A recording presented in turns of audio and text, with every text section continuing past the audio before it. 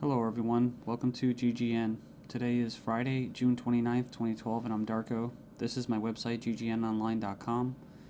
There's a poll up there, you can check on it and vote how long until a drone kills the first American on American soil. So far, the majority are saying within the next year, followed by the next 2 years. You can follow GGN with your email address, also on YouTube, ddarko2012 and ddarko2013. And if you'd like to help, you can donate right there. So, and there's also a little news archive there. So, I'm ready to go here, and we're going to cover the economy. And the biggest news, of course, is Obamacare approved. It was kind of shelved for a while there, and now it's back from the dead. So, and a little bit of eugenics, because you have financial warfare, and then you have social warfare, you have eugenics, and it kind of all just is immersed, right, in the same global agenda. So it says here, Obamacare approved, IRS to force Americans to buy health insurance. It says it's a victory for Obama and a travesty for the middle class. The Supreme Court upheld Obama's health care mandate, empowers the IRS to begin to regulate America's health care by 2014. Expect IRS thugs armed with shotguns knocking at your door to fine you almost $700 a person or $2,000 per household for failure to purchase health insurance. If you fail to pay the outrageous fine, expect to be sued by the IRS. It says here that revised healthcare laws remove the penalty of almost $250,000 in imprisonment up to 5 years. It says here this ruling allows the federal government to force citizens to enter a contract with private corporations to buy health insurance. This is happening just days before the 4th of July, when Americans won its independence from British tyranny, and now we face the same tyranny today. It says here by 2014, all Americans will have to submit or face being fined and sued by the Internal Revenue Service. The American people are already struggling financially with record unemployment, inflation, and trillions of dollars in national debt. By the time health insurance becomes mandatory, the middle class will be financially bankrupt. This is the reason why the military and police are preparing for martial law in the U.S. streets, says because people will revolt against the system that has basically turned people into financial slaves. So it says here that they're conditioning Americans with checkpoints and speed traps, army drones to spy on us. We're going to cover all this, rolling out the tanks and putting military goons on residential streets to prepare us for what is to come in the future. It says here the Bilderberg Group discussed in Spain about wanting to level America into a third world impoverished nation where we're all poor under world government dictatorship. It says here soon the Americans' standard of living will drop significantly, and it won't just be the standard of living, it will be their age of death, right? Their basically the average lifespan. It says here services will be cut. We're going to get into that too, death pathway and stuff like that. Taxes will be increased until we become so poor that we are unable to fight, and resistance will be futile. As Americans issue split decision on healthcare ruling, nearly 2/3 believe politics played too great a role. So it says Americans are sharply divided over Thursday's Supreme Court decision on the 2010 healthcare law, with 46% agreeing and 46% disagreeing with the High Court's ruling that the law is constitutional. Then you have from the Daily Bail, Obamacare complicated. Check out the flow chart. And yeah, there's our buddy, the IRS, right there. But it's just a god-awful mess. And you have Secretary of Health and Human Services in the middle. All these different vested interests, all these different bureaucracies. And the biggest invested interest that helped write the bill was the insurance companies. And they're the ones that are going to basically, how could you say, not profit. Well, they will profit, but they're going to get the best advantage from this, right? And if you would like an anarchist perspective on the whole Obamacare thing, I think Stefan Molyneux did a pretty good analysis of this. I think he held back a lot. I think he's gone over it and made his point so many times, his argument, that he was actually kind of just laid back about it. So it's kind of nice. It's 18 minutes, not too long. The truth about Obamacare, yes, it's even worse than you think. And right here in the description, he puts in there the 6 facts that he presents in his argument. So fact 1, there is no law in the U.S. anymore. Basically what he's saying is that if they could just do anything, then there's no law, right?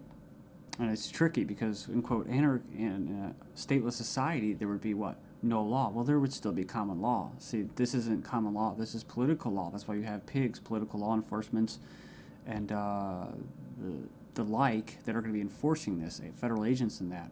So in other words, what he's saying is that you might as well just have no government, because right here you have a dictatorship with, quote, laws, right? They have laws that basically write in a dictatorship. So we have here Obamacare is an admission that all previous government health care programs have failed. So, and this is true. I remember the recording, about Nixon and stuff like that, getting people on Medicaid. It doesn't really matter whether it's good or not. And in fact, costs have already doubled from initial estimates, and that's usually how it works. As soon as this gets closer to fruition, oh yeah, some hidden costs. Sorry, guys. Fact 4, 70% plus of healthcare issues result from individual choice. So the thing about it, he's talking about smoking, drinking, eating basically a lot of bad food and stuff like that. You can actually help.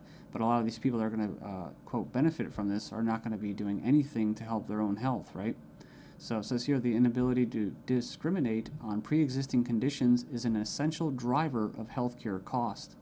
So I think what he's saying there is it's not very free market. It says here that the fines for non-compliance are destined to rise enormously. We have 15 reasons why the Obamacare decision is a mind-blowing disaster for America. It was actually, it says here it was voted 5-4 decision to uphold the vote. And it says here, the bill, it says here the swing vote was Chief Justice John Roberts, who was appointed by George Bush, W. Bush.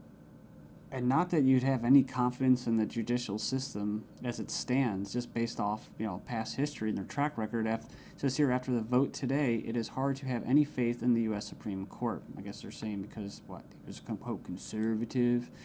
According to the Supreme Court, the federal government has the power to force you to buy private goods and services. And it goes on and says here that it's another step away from individual liberty, another step towards a nanny state. I hate that word. But it says here IRS is now going to be given the task of hunting down and penalizing Americans. And it says here, in fact, the Obama administration has given the IRS $500 million extra outside the normal appropriation process to help them enforce the provisions of Obamacare they're in charge of overseeing. It imposes more than 20 new taxes on the American people. And you can click the link there. If you click the title of this article, you can find it and check it out. So it says here, number 5, an attempt to control costs and promote efficiency. Obamacare limits the treatment options that doctors and patients can consider. In other words, the death pathway, right? The British system, this is likely to result in a decrease in life expectancy. That's what I was talking about in the United States in the beginning of this video. So yeah, it's going to send health insurance premiums soaring, especially for younger Americans. And, it's going to crush small businesses, as they say. And number 9, Obamacare is going to make the emerging doctor shortage in America a lot worse. So hundreds of thousands of doctors are leaving the medical profession because of this. It says here it's already forced the cancellation of dozens of doctor-owned hospitals. And it says here that the following is one example from the Alliance Defense Fund. It's an insidious little provision. It says here, did you know that this bill, you'll have to pay for life-saving drugs, but life drugs are free. So 100% free. If this plan were really about health care, it wouldn't be about, it would be the other way around. So yeah, it's like robbing from the future to pay for the living. So and it just turns into a god-awful mess. It's not even just politics, it's generational. 13 reasons why the revolution might start with Obamacare. Go in there and check that out.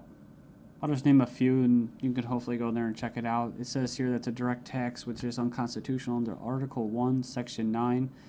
And you can go in there and read that. It says here it violates states' rights since federal government does not have the constitutional authority to take over healthcare as stated in the 10th Amendment outlined in the Bill of Rights. This mandate is involuntary servitude or slavery to big banks and insurance industries, neither slavery nor involuntary servitude except as punishment for a crime whereof the party shall be duly convicted. Basically, the 13th Amendment. So yeah, that's the federal government's 4th of July Independence Day present to Americans. It's pretty crazy. I mean, you think the timing of this was just happenstance? I bet it isn't. Let's just show you. Just give you a big middle finger right in front of your face. Stagnating life expectancies in the United States. Poor U.S. citizens live 5 years less than the affluent, but they don't talk, what about the middle class, right? So despite modest gains in lifespan over the past century, the United States still trails many of the world countries when it comes to life expectancy. We remember this article, top doctors chilling claim the NHS kills off 130,000 elderly patients every year. It says here, a professor says doctors use death pathway to euthanasia of elderly. Says here that Liverpool care pathway, death pathway, may be slippery slope to backdoor euthanasia. This is from 2009 from the Telegraph. Says here that the patient assessment selects those deemed close to death for withdrawal of food and fluids or being placed on a continuous sedation until they die off. Next up, we have another little example. Doctors said this individual was a typical lazy teenager. Actually, she had an aggressive form of cancer. So it goes on here. It says that she was finally diagnosed after she had an MRI scan following a fall. So basically, she was left undiagnosed for 6 months after doctors mistook her symptoms for typical teenager laziness. So is cancer